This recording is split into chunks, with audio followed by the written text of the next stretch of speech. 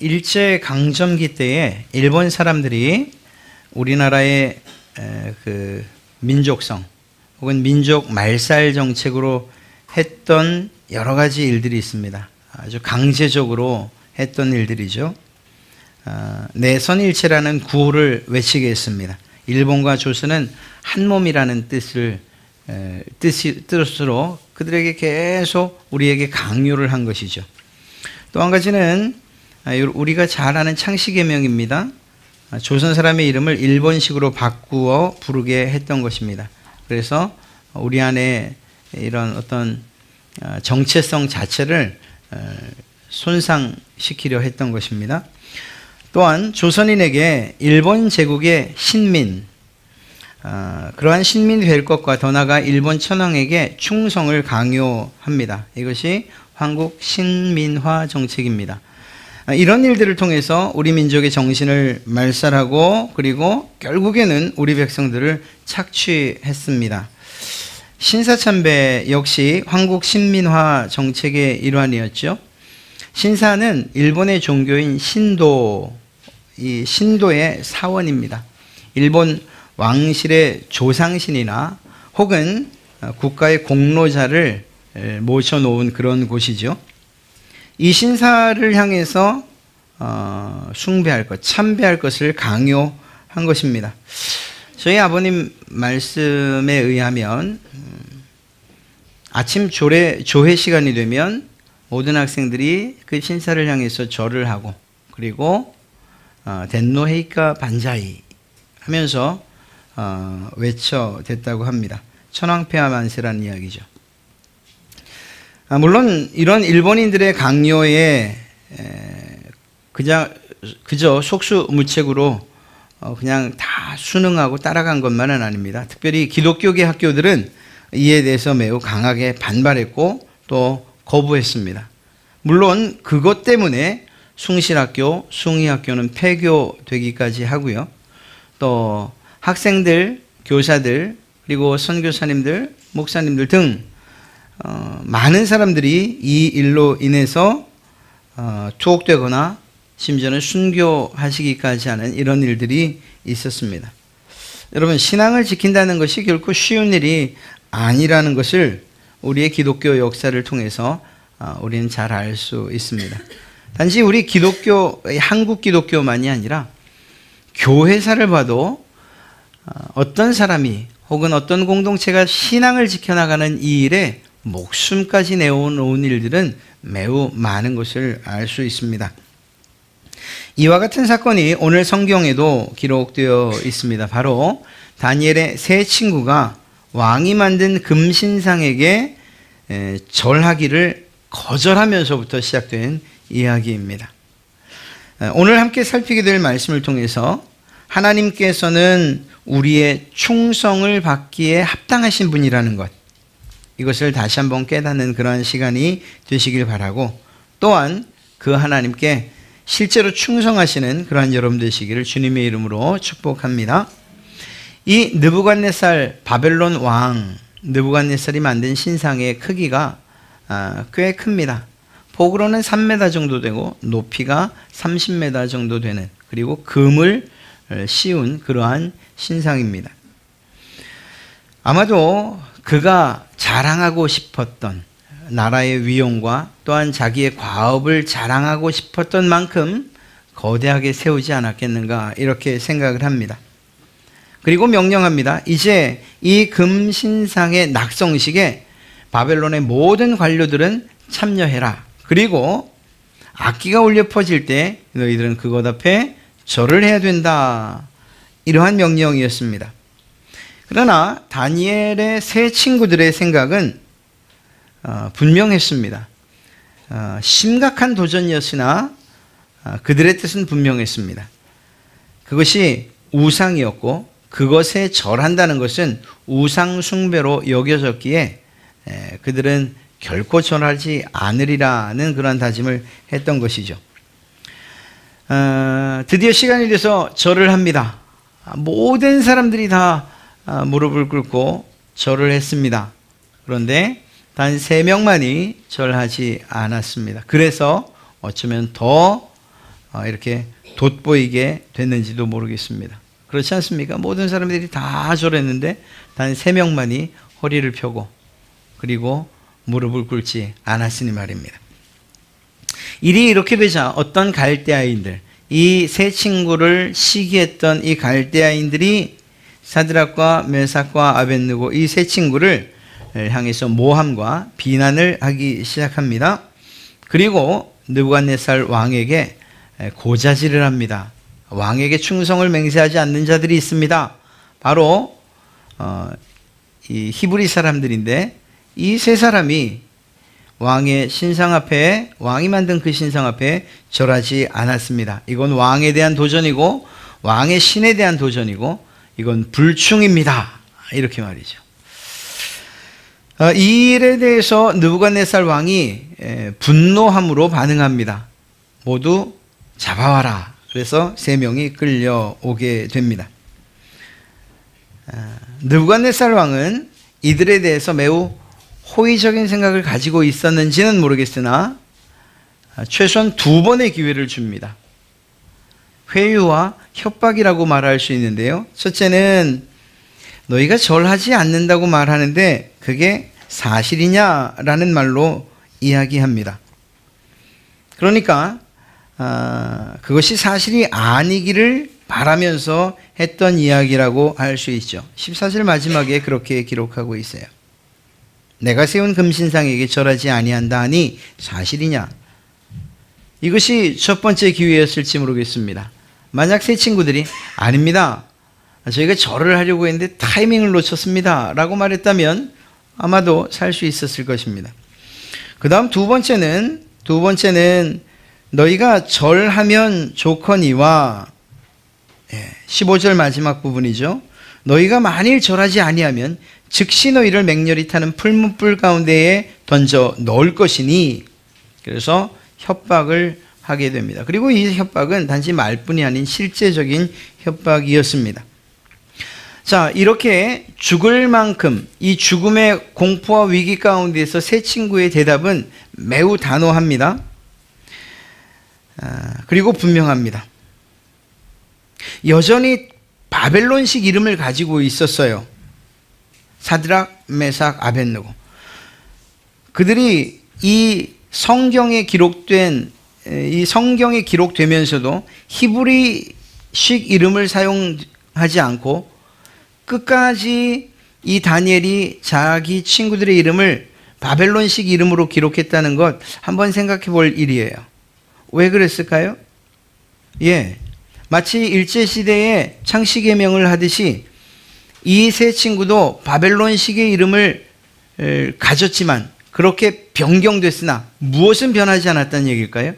그들의 신앙만큼은, 하나님을 향한 이 믿음만큼은 변하지 않았다는 것을 더욱 강조하기 위함이 아니었을까요?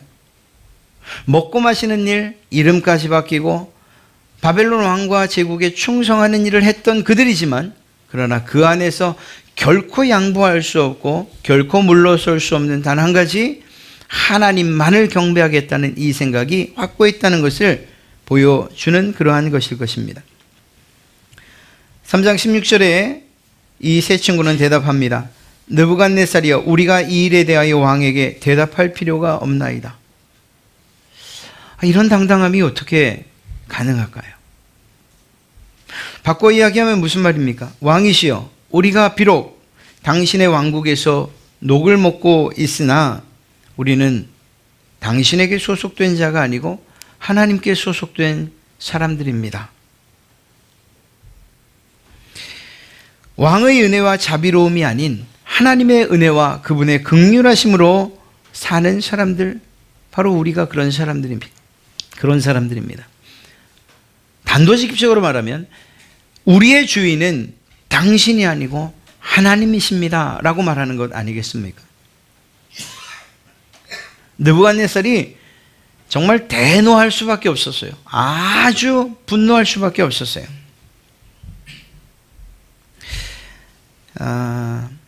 그러면서 그 뒤에 한 이야기가 무엇입니까? 세 친구가, 하나님은 우리가 풀무불 가운데 던져진다 하더라도 우리를 반드시 건져내실 것입니다.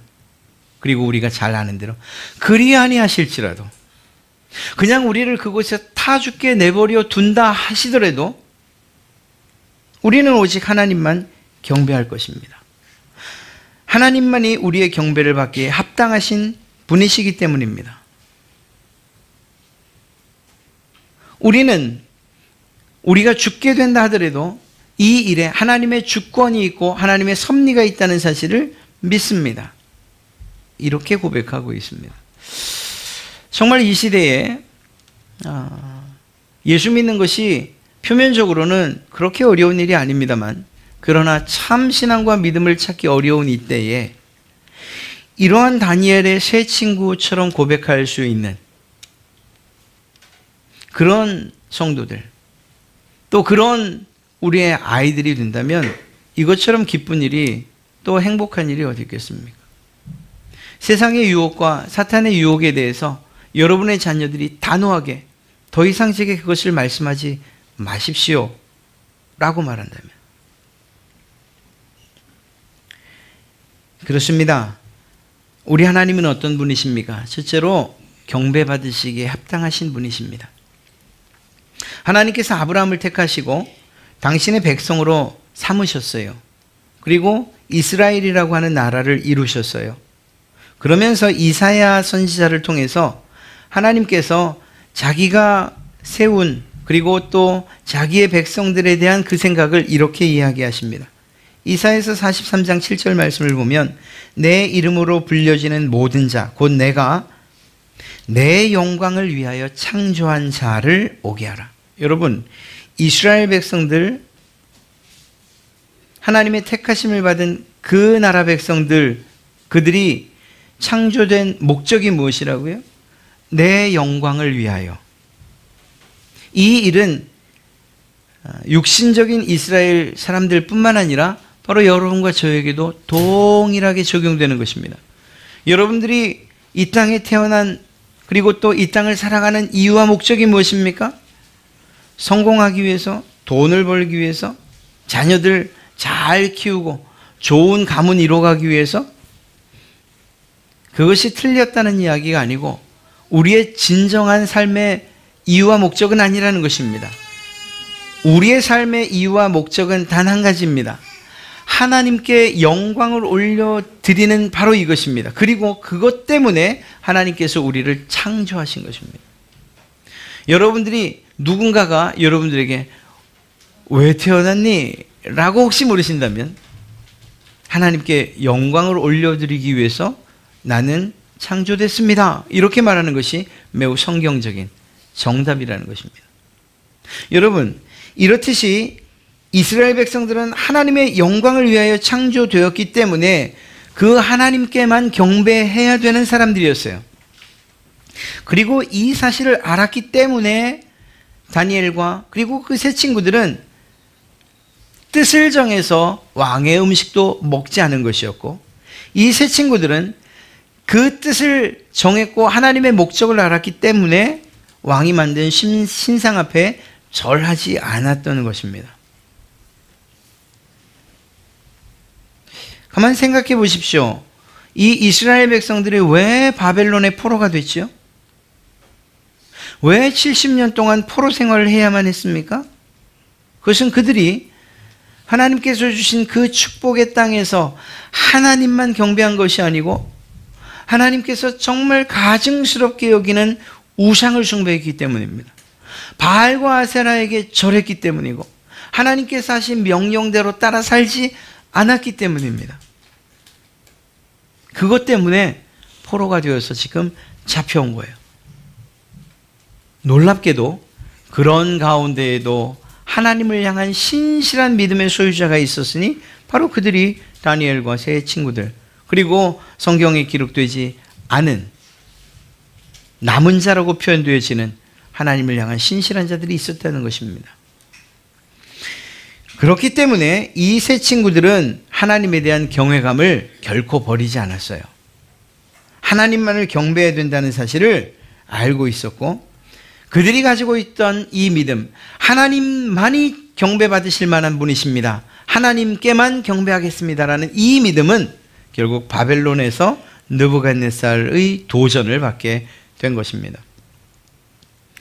우리의 믿음이, 하나님을 경외하는 이 믿음이 세상에서 그렇게 온실의 화초처럼 아무런 문제 없이 잘 자랄 것이라고 생각하지 마십시오. 여러분들이 하나님을 믿겠다, 잘 믿겠다, 내가 하나님만을 믿겠다라고 이러한 신앙의 고백이, 그리고 이 믿음의 수준이 자라가면 자라갈수록 여러분들을 향한 시험은 더 거세질 수밖에 없습니다. 나무가 크면 클수록 더 큰 바람을 맞는 것처럼 말입니다. 그러나 그 뿌리가 땅에 깊이 단단히 박혀 있으면 그 어떤 바람도 그 나무를 쓰러뜨리지 못하고 오히려 더 큰 열매를 맺게 될 줄로 믿습니다. 그것처럼 우리의 신앙도 마찬가지예요. 다니엘과 세 친구들 뿐만 아니라 오늘날 이 시대를 사는 여러분과 저도 마찬가지인 거예요. 우리가, 여러분이나 제가 대충 믿기로 결정하면 아무런 시험 없어요. 그냥 썬데이 크리스찬이라고 말하는, 소위 그렇게 말하는 그런 사람들처럼 신앙하려고 하면 여러분들에게 아무런 문제가 생기지 않아요. 그러나 그것을 하나님께서 여러분에게 주신 복이라고 착각해서는 안 돼요.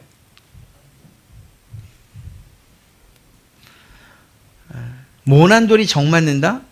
이게 어떤 면에선 부정적인 말로도 사용되지만, 그러나 우리가 정말 신앙을 올바로 하려고 결정짓고 그리고 결단하고 이러한 세 친구처럼 믿음의 고백을 하면 할수록 세상이 야, 네 믿음이 훌륭하구나 이렇게 용인하는 것이 아니고 오히려 더 강하고, 그리고 오히려 더 심하게 믿음을 포기하도록 종용하고 핍박하고 그리고 협박하기까지 한다는 것입니다. 이 세 친구들이 만약에 저랬더라면 이런 문제가 생기지 않아요. 우리가 세상 가운데 하나님, 제가 하나님 믿습니다, 그런데 제가 다른 것도 믿습니다 라고 말하면 세상에서 여러분들을 힘들게 하는 일은 결코 발생하지 않아요. 내가 하나님을 믿지만 그러나 또 제가 사회생활을 해야 되지 않습니까? 회식 자리 나가서 먹고 마시는 일 좀 봐주십시오 이렇게 얘기하면 별로 문제되지 않아요. 여러분에게 시비 거는 사람이 없을 거예요.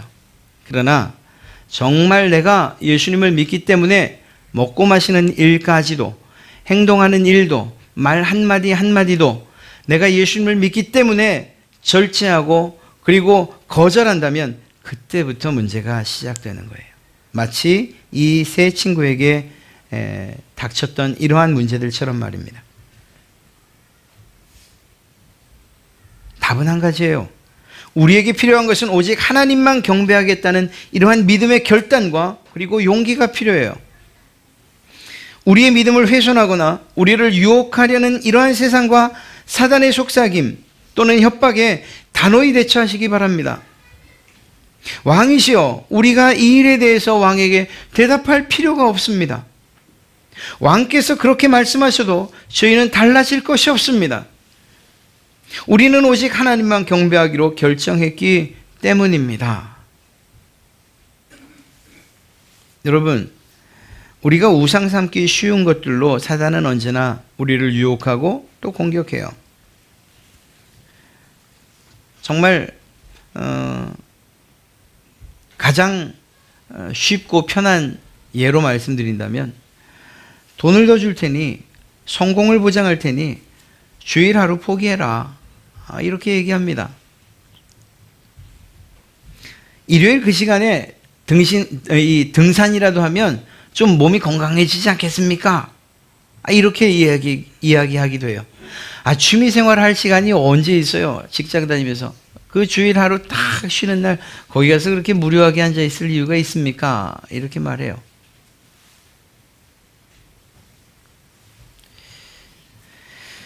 아주 소소한 유혹들로부터 시작해서 로또만큼이나 큰 유혹, 목숨을 건 위협으로 회유와 협박을 합니다. 세상이, 사단이 그렇게 해요.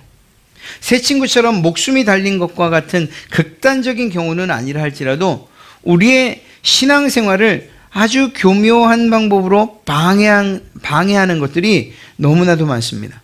여러분의 가정 안에 있을 수도 있고, 직장 안에 있을 수 있고, 심지어는 교회 안에도 그러한 일들이 있을 수 있다는 것입니다.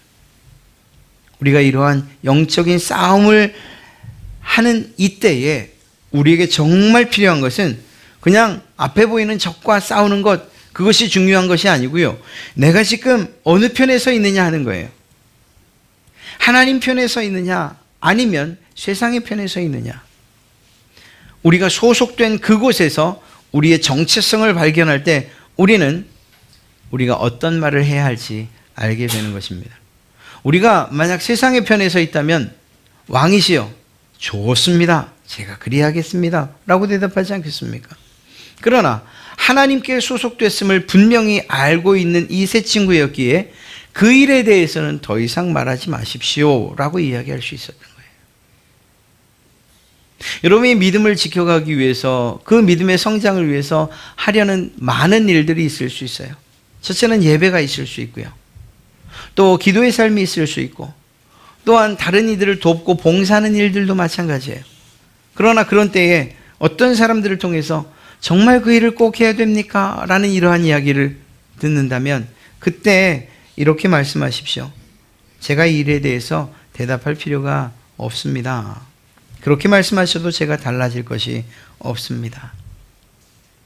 저는 하나님에게 소속된 자입니다 라고 말이죠.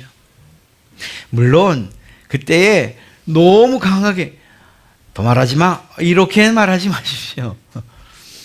우리가 지난주에도 살펴봤던 것처럼 다니엘과 세 친구가 얼마나 부드럽고 그러면서도 단호하게 상대방을 인정하면서도 그러면서도 자기의 뜻을 분명하게 이야기했는지 아시지 않습니까? 이 이야기를 할 때 더 이상 말하지 마세요, 이렇게 말하진 않았을 거예요. 그들의 신앙을 분명하고 단호하게, 그러나 정중하고 그리고 상대방을 존중하는 그러한 말로 했을 것이면 틀림없습니다. 우리에게도 그러한 것들이 필요하겠죠. 이러한 세 친구와 같은 믿음의 고백, 여러분의 고백이 되시기를 주님의 이름으로 간절히 소원합니다. 이 세 친구들에게 있었던 그것은 또한 보호하심에 대한 믿음이었어요. 하나님께서 반드시 보호하실 것이라. 그래서 오늘 말씀을 보면 이렇게 말하죠. 17절에 왕이여, 우리가 섬기는 하나님이 계시다면, 안 계시다는 얘기가 아니에요. 하나님이 계십니다. 당신이 안 계시다고 해서 안 계시는 것이 아니라 분명히 계십니다. 이것을 전제로 하면 무엇이라고 말합니까? 우리를 맹렬히 타는 풀무불 가운데에서 능히 건져내시겠고 왕의 손에서도 건져내실 것입니다.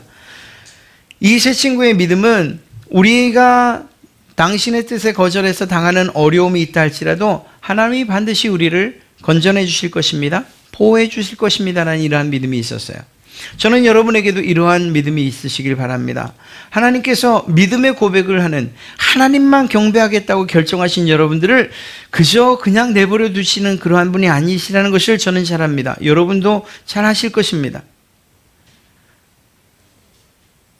하나님만 사랑하겠습니다라고 말하는 그러한 여러분들을 난 널 사랑하지 않는다고 이야기하시는 그러한 하나님이 결코 아니시라니까요. 여러분의 그러한 믿음의 결단과 행동에 대해서 하나님은 반드시 여러분들을 보호하실 것입니다. 이러한 믿음이 세 친구들에게 있었어요. 이날 풀무불은 평소보다 7배나 뜨거웠습니다.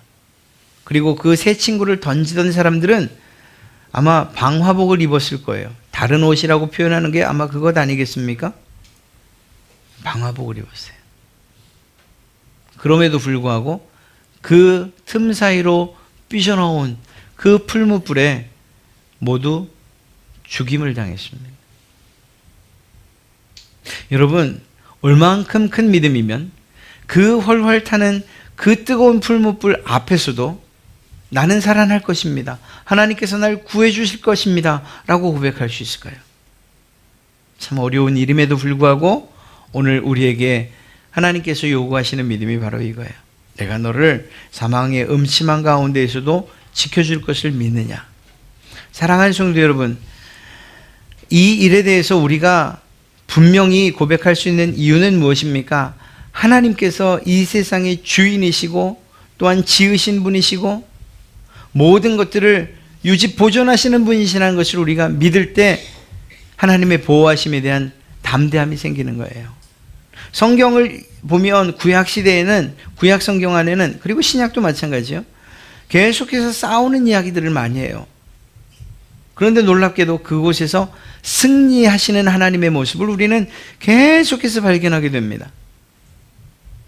여러분이 사망의 음침물짝이 풀문불 가운데 던져지고 또 우리가 이후에 보겠지만 사자굴 가운데 던져진다 하더라도 하나님께서 반드시 여러분들을 구해 주실 것을, 보호해 주실 것을 믿는 믿음이 우리에게 있어야 할 것입니다. 왜냐하면 그분에게는 그러한 능력이 있으신 그러한 분이시기 때문인 것이죠. 어려운 일들과 힘든 일들이 있으십니까? 정말 내 힘으로 정말 해결할 수 없어서 포기하고 싶으신 일, 그러한 일들이 있으십니까? 그러나 하나님께서 반드시 지키시고 보호하실 것이라는 그러한 믿음과 확신을 여러분의 마음에서 거두지 마십시오. 오히려 그러한 일이 있을수록 그 믿음이 더욱 단단해져서 하나님께서 나를 구원해 내실 것입니다, 보호하실 것입니다라는 믿음과 신앙이 여러분에게 더 크게 그리고 더 풍성하시기를 주님의 이름으로 축원합니다. 이 세 친구에게 있었던 믿음이 무엇입니까? 그리 아니하실지라도 라는 거예요. 여러분, 하나님이 나를 구원하실 것입니다, 이 문제를 해결하실 것입니다. 우리의 기도는 종종 거기에서 끝나요. 하나님, 제게 이런 어려운 일이 있어요, 이런 문제들이 있어요, 하나님 이 문제를 해결해 주세요, 예수님의 이름으로 기도합니다, 믿습니다, 그러고 끝나요. 틀린 기도는 아니에요. 그러나 우리가 이 기도를 좀 더 세련되고 그리고 완성하길 원하신다면 하나님의 주권과 섭리를 인정하는 일이 있어야 됩니다. 여러분, 만약에 이 세 친구들이 이 풀무불 가운데서 죽었다 하면 그러면 이건 누구의 뜻입니까? 하나님의 뜻이죠. 이들의 믿음이 없어서가 아니잖아요. 이런 일들, 우리가 읽은 성경과 정말 반대되는 일들, 그렇게 기도했음에도 불구하고 하나님께서 보호해 주실 것이라는 그러한 믿음을 가지고 기도했음에도 불구하고 그 기도와 전혀 다른 상황으로 벌어지는 이러한 일들이 우리의 인생에 얼마나 많습니까?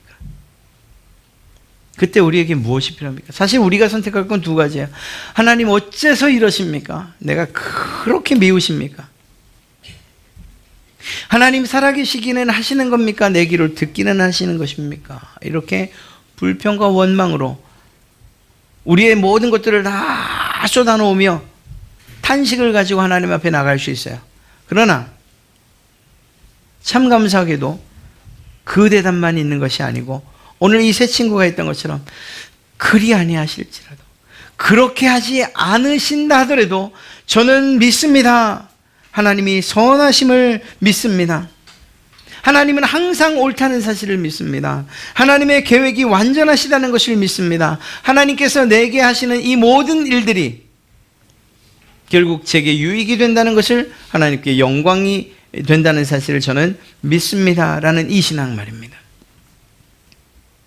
그래서 마지막엔 뭘로 나갑니까? 하나님은 내가 설령 이곳에서 우리가 풀무불 가운데서 죽는다 하더라도 하나님은 여전히 찬송과 경배를 받기에 합당하신 분이십니다. 여러분, 지금도 수없이 많은 죽음의 위협 가운데에서 예수 그리스도를 고백하고 주로 고백하고 그리고 순교해 가는 그분들, 세상 사람들은 말합니다. 아니, 저런 사람들, 자기를 믿겠다고 목숨까지 버리는 저런 사람들을 내버려두는, 죽게 내버려두는 그런 하나님이 과연 사랑의 하나님인가, 능력 있는 하나님인가, 이렇게 말이죠. 그러나 정작 그 죽음의 문턱에서, 그리고 그 죽음을 바라보며 믿음을 고백하는 그 순교자들은 무엇이라고 고백합니까? 내가 죽어도 하나님은 여전히 선하십니다. 여전히 하나님은 옳으시고 하나님의 계획은 완전하십니다. 오히려 내 죽음이 하나님께 찬송과 영광으로 올려드릴 것을 저는 믿습니다. 그렇게 해서 순교의 자리에 이르시는 것 아닙니까? 그렇죠. 그렇습니다. 하나님은 우리의 어떠한 결정과 상관없이 찬송과 영광을 받으시기 합당하고, 우리의 삶에서 일어나는 여러 가지 문제들이나 환경 상황들과 상관없이 하나님의 뜻과 그리고 하나님의 계획은 완전하십니다. 하나님은 언제나 선하십니다. 그래서 그분의 주권과 그분의 섭리는 우리가 마땅히 믿음으로 따라야 할 그런 하나님, 그분의 주권과 섭리라는 것을 우리는 고백하게 됩니다. 여러분, 오늘 종려주일이죠. 예수님께서 오늘 이 다니엘의 세 친구와 같은 이러한 상황들을 동일하게 경험하고 계신 것을 아십니까? 백성들이 환호했어요. 이제 왕으로 입성하는 그러한 예수님을 종려나무 가지와 옷들을 펴면서, 겉옷을 펴면서 들어오시는 그 예수님을 비록 어린 나귀를 타고 오시지만 환호하며 맞이했어요. 그런데 며칠 뒤에 그 환호하던 사람들이 예수님을 십자가에 못 박으라고 소리를 쳐요. 그리고 그들이 예수님을 조롱하고, 그들이 예수님을 협박하고, 그리고 고난과 고통 가운데에 심지어는 죽음의 자리에 이르게 합니다. 바로 그 사람들이 말이에요. 이것을 아시면서도 주님이 예루살렘으로, 그 성으로 입성하셨다니까요. 내가 지금 가는 이 길이 죽을 길이라는 것을 알고 예수님이 들어가셨어요. 이유가 무엇일까요? 다니엘의 세 친구가 절하지 않으면 죽게 될 것이라는 것을 알면서도 그 허리를 굽히지 않고 무릎을 꿇지 않았던 것처럼, 우리 예수님께서도 오직 하나님만 경배하고 찬양하셨으며 그분께만 올려드리는, 영광 올려드리는 그러한 삶을 사셨기 때문입니다. 예수님을 향해서 외치는 이러한 호산나 소리와 열광적인 환호에 조금도 동요하지 않은 이유가 무엇일까요? 당신이 받으셔야 할 영광이 아니고 하나님께 영광 올려드려야 되고 하나님께 경배해야 된다는 사실을 주님이 더 잘 아셨기 때문입니다. 사단이 마지막 내게 절하라, 내가 이 세상 모든 것들을, 만물을 다 너에게 주겠다라고 하실 때 주님이 뭐라고 말씀하십니까? 오직 하나님만 경배하라. 하나님만 경배하라. 그렇습니다. 주님께서도 그렇게 하나님만을 경배하시고자 하시는 이러한 뜻과 그리고 그분의 마음에 조금도 변함이 없으셨습니다.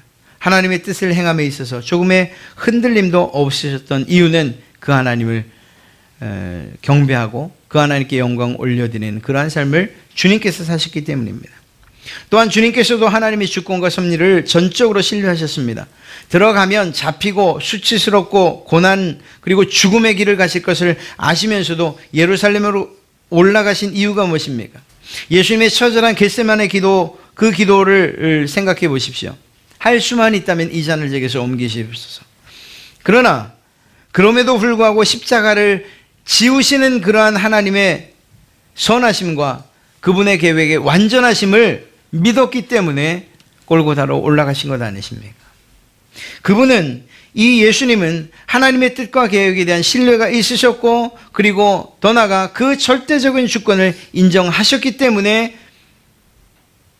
죽을 줄 알면서도 죽음의 그 성을 향해서 걸어 들어가셨던 것이죠.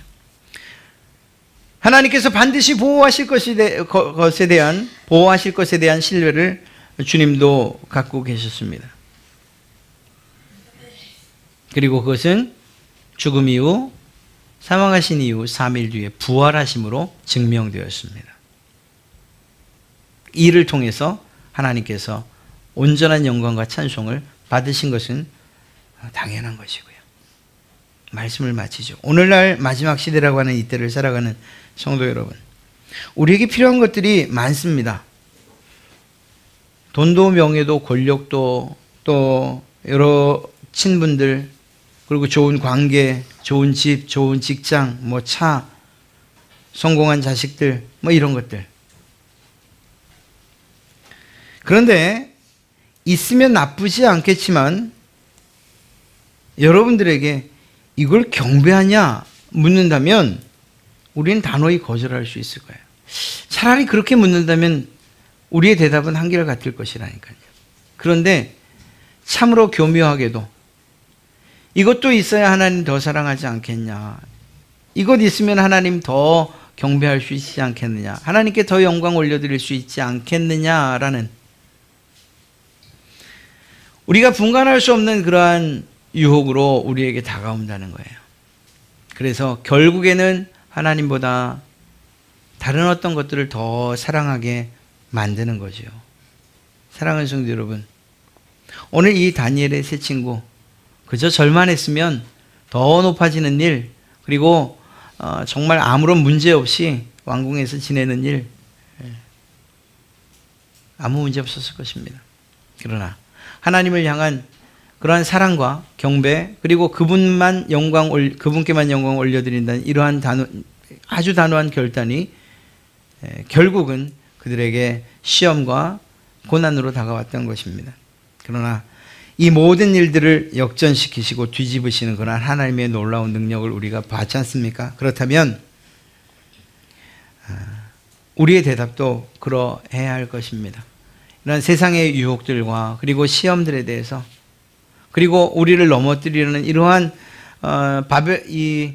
느부갓네살 왕의 그러한 질문에 우리는 분명히 대답해야 돼요. 나는 하나님의 소속된 자입니다. 이 일에 대해서 제가 더 이상 대답할 필요가 없습니다. 그리 아니하실지라도 제가 하나님만 찬양하고 하나님만 경배하겠습니다. 하나님 지켜주시고 보호하여 주십시오. 이것이 우리의 믿음의 고백이 되어야 할 줄로 믿습니다. 여러분들의 삶이 정말 이러한 다니엘의 세 친구처럼, 그리고 주님이 가셨던 그 길처럼 그 길을 따라 걸을 수만 있다면 하나님께서 기뻐하실 뿐만 아니라 여러분들의 삶 가운데 은혜와 복으로 넘치도록 채우실 줄로 믿습니다.